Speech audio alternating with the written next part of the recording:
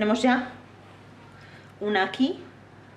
Os estaba explicando, pero no habíamos tenido en cuenta el botón de grabar. Lo vamos a repetir, porque esto lo vais a tener que repetir y lo voy a tener que repetir yo muchas veces. Ya sabéis que si tenéis alguna duda podéis contactar conmigo sin ningún problema. Esta es una extensión que he hecho, lo que pasa es que no habíamos dado a grabar. Estaba explicando que esta extensión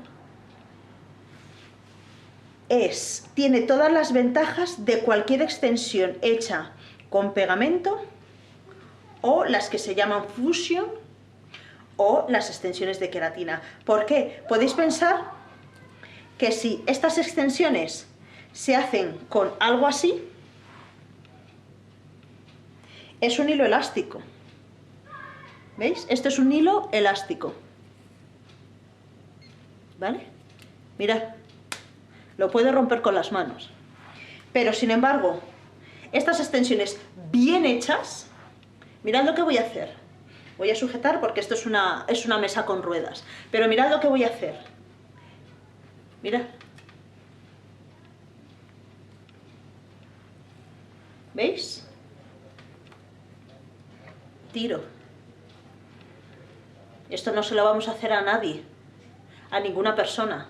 Podemos tener una clienta que por cualquier razón pues tenga una pelea con otra persona y que la tiren del pelo. No va a tener ningún miedo de que se le puedan quedar las extensiones en la mano de nadie. ¿Estáis viendo lo que estoy haciendo?